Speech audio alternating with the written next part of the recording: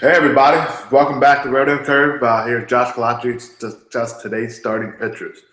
Now, I can't discuss enough about today's slate because it's probably my favorite slate of the whole entire MLB season.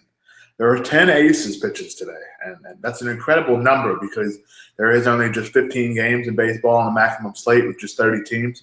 So that means 33% of the guys pitching are aces or some of the best pitchers in baseball. So there's a lot of guys to get into, and there's a lot of stuff to sort through. So let's get right into it. Of course, since it's Friday, it means that there's a lot of new series starting. A lot of teams are starting against another team that they haven't played in the last couple of days. So there's always things that are a little bit different. I know that Fridays have been a little bit different for some people, but let's try to just get into the fact that all these pitchers are facing teams that they probably have faced so far at this point in the season. So it's going to be difficult to look at in terms of personal matchups. So we always got to take a look at the numbers.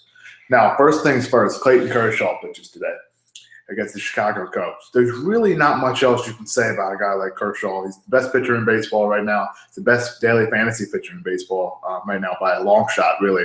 And his price really reflects that. He's the most expensive guy on every site, and he's actually much more expensive than any other pitcher. And on today, slate like this is kind of telling how good he's been.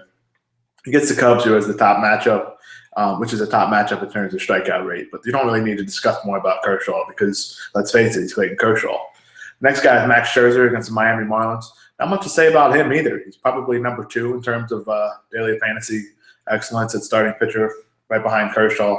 And they both pitch, and they both have a good matchup. Scherzer faces the Marlins in Marlins Park, which is the hardest park to hit a home run out of. Also, the Marlins struggle mightily against right-handed pitching, so I can't argue with you if you're using Scherzer or Kershaw either.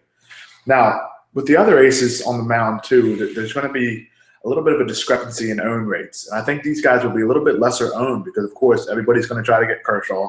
A lot of people are going to try to get Scherzer. Now, some people will have both of them on 2-pitcher sites in cash, which means their offense is going to be depleted. But at this point, some people would really just want to chase those top 2 pitchers, and I can't fault them for doing so. Now, the next ace on the list is it's weird because he's normally the number 1 or number 2 pitcher on the day, but today he's number 3 or 4, depending on which site you're playing on. That's Matt Harvey against the Boston Red Sox. Now, against the Red Sox, they really crushed the ball at Fenway Park, but they're not at Fenway today. They're facing a big right-handed pitcher in Harvey who pitches in Citi Field, where he's been absolutely excellent so far in his career. Now, he's been good everywhere, but Citi Field is one of the better pitchers' parks in baseball. Harvey really likes to live up to the big lights in New York, and there's something to be said about that because it's a playoff race now, and Harvey's the ace. He's the guy that has to get that win. And with the Mets offense on fire, excuse me, I just don't see how he's going to give up a lot of runs. And he makes for one of the top plays for tonight's slate against the Red Sox, who have some guys that struggle against right-handed pitching. The next one is probably my favorite play on the night, and that's Danny Salazar against the Los Angeles Angels. Salazar's strikeout rate is elite. It's one of the top in baseball. I believe it's top 5 right now. And the Angels' offense really is not very good apart from Mike Trout and Albert Pujols. So if you can get through those guys, you really just have a shot at striking the rest of that lineup out. There's not many very good hitters, so Salazar should kind of roll through that Angels lineup. Now, those are 2 very good hitters in the middle of the order. You're talking about 2 guys that are probably headed for the Hall of Fame if their career continues to go as planned in Trout and Pujols. Now, the one thing about Salazar, though, is he just completely locks down right-handed hitting. Righties are hitting just .207, I believe, against him this year, and they have a massive strikeout rate. Their on-base percentage is under .290, so he's been locking down righties. So if he can get through Trout and Pujols, it makes for one of the better matchups for a guy that strikes out a lot of hitters, makes for one of the better plays. So I would use him in cash and GPP without a problem. Next guy is Masahiro Tanaka. Now, I'm not as high on him as a lot of other people are, simply because I don't think the Braves, who his matchup is today, I don't think they strike out too much. And when you look at the numbers, it kind of tells us to see that, excuse me.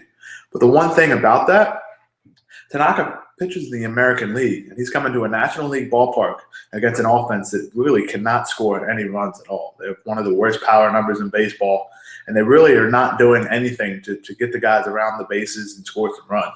Considering they don't hit much for power, Tanaka's going to have to give up 2, maybe 3 hits in a row to score some runs. So I'm not really in terms of having a lot of faith for the Braves offense to score, but they don't strike out much.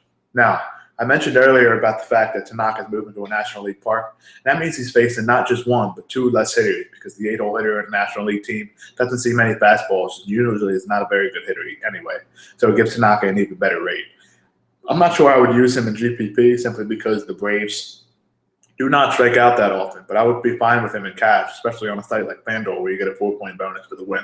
So I do believe the Yankees are going to win against the Braves tonight. The last guy I wanted to talk about in that tier of aces is Francisco Liriano against the Rockies. Now, he has a lot of check marks checked off for him today. And when you think about the Rockies offense, it's not often that happens. But today is one of those situations. Liriano is pitching at home at PNC Park, where he's been excellent in his entire career. This year has a little bit better numbers on the road, but it's still, in terms of batting average, he's allowing the same amount of hits at home as he has his entire career. He's still pitching very well there. He's run into some trouble, and he's had some games where he's given up a lot of earned runs, but those are outliers at this point. Now, the Rockies' offense is awful on the road. We look at what they do in Coors Field, of course, that's one thing. But on the road, they're actually one of the worst teams in baseball in terms of batting. That's against lefties or righties. Against lefties, they're even worse. They're one of the worst teams in baseball in terms of hitting left-handed pitching for average and for power of late. And it's a really big thing to discuss because since they lost Tulo, they're really struggling against the pitchers from the left side. I like Liriano as a top-tier GPP option. The reason why I can't use him in cash is simply because Liriano has that tendency to blow up. We've seen it before.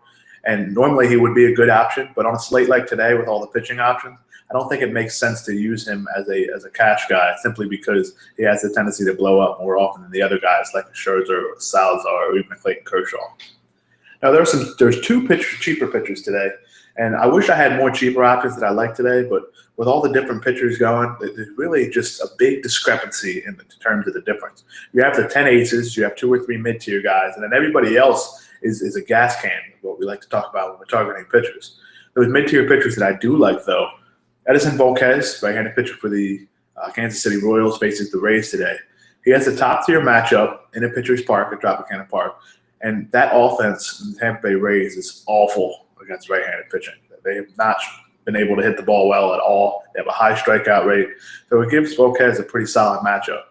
Now, he's not a huge strikeout guy. He doesn't have very many games where he struck out more than 7 guys. So I'm not a big fan of his in GPP because that upside is limited. But at his price, and if you wanted to save and use some bats, I know those Toronto bats are going to be a huge asset tonight for many people's lineups.